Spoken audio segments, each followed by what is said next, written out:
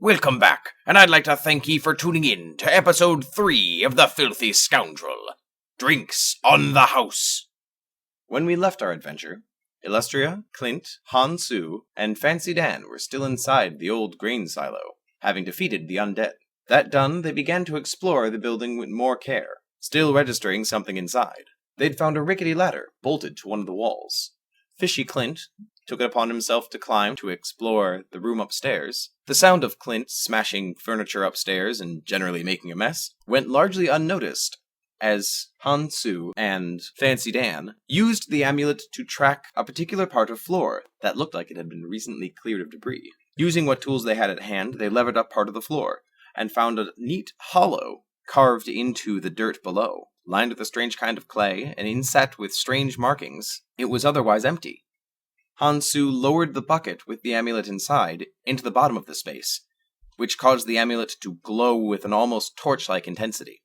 Han, thinking he'd heard something, then lowered his head into the space along with the bucket, and was able to faintly hear a rhythmic humming and almost musical harmony from the amulet. Fancy Dan, having no idea what Han Su was doing, simply saw his crewmate upside down, legs in the air, being swallowed by the floor. Filled with righteous indignation, gripped Han's legs and hauled him out of the hole. Demanding to know what Han was doing, Han merely replied, "The amulet is singing."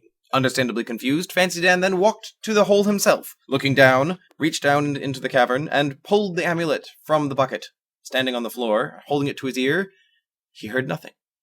Dan looked at Han, assuming that he was simply having a joke at his expense. He was interrupted by Clint sliding down the ladder and landing beside him, reporting there was nothing of any interest upstairs. Before leaving, Fancy Dan removed from his pack a piece of parchment and charcoal, and made a brief but detailed rubbing of the markings inside the hollow space.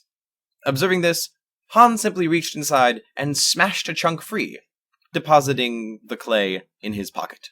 Deciding they have found all they were going to, the group left the building, reoriented themselves via the amulet, and headed out again into the fields. We now turn our attention to the local port town of Fishbone, in general, and in particular, the seediest bar in town, known only as the Pound. This being the local hangout of the Grim Hounders, a vicious smuggling, drug-running, and thuggery group. Inside we find nearly a dozen armed and dangerous men, tossing back the most vile of swill, and listening to Piano Pete doing his stuff. But when a man dressed in ostentatious finery storms through the swinging doors and draws his fiddle, almost 3 of the goons pay attention.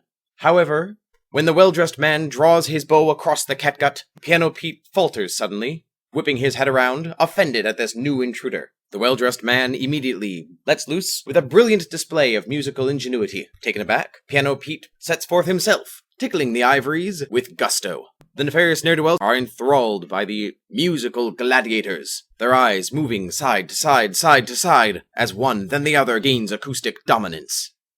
Almost none of them notice the group of ragtag individuals enter behind the well-dressed man and make their way to the bar, and not a one notices the awkward exchanges they have with the barman, eventually resulting in the wine cellar reaching underneath the bar, a length of nail-studded driftwood, and following them outside.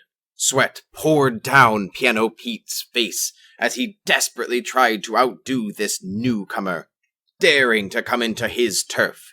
And for his sake, the well-dressed man's finery also began to take on the unpleasant sheen of bodily exertion, as he fought and fought and fought, until eventually Piano Pete cried out in dismay as a hand cramp befell him and discord reigned from his corner of the bar.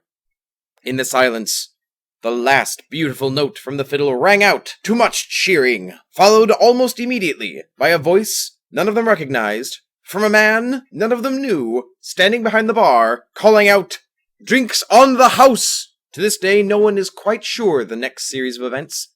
All the survivors are able to recall is that this strange man began throwing some of the Pound's less than savory alcohols over the heads of the crowd, to be caught by whoever had the reflexes to do so. The resulting urgency by the have-nots, and the protective instincts of the hads, came to a head, leading to one of the common occurrences of this establishment, the barroom brawl. This continued on for approximately 12.5 minutes, before certain individuals noticed smoke coming from the back room. However, individuals who spent time noticing this, spent time not noticing chair legs smashing into them.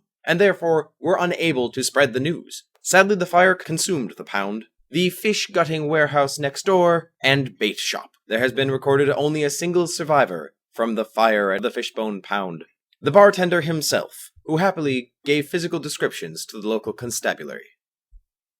This episode was brought to you by Betty Bones Breakfast Boat, coming to a dock near you. Be sure to try a Barnacle Burrito Bonanza. Feels so good, it sticks to your ribs. And by Bilge Beer, with that real taste of the sea.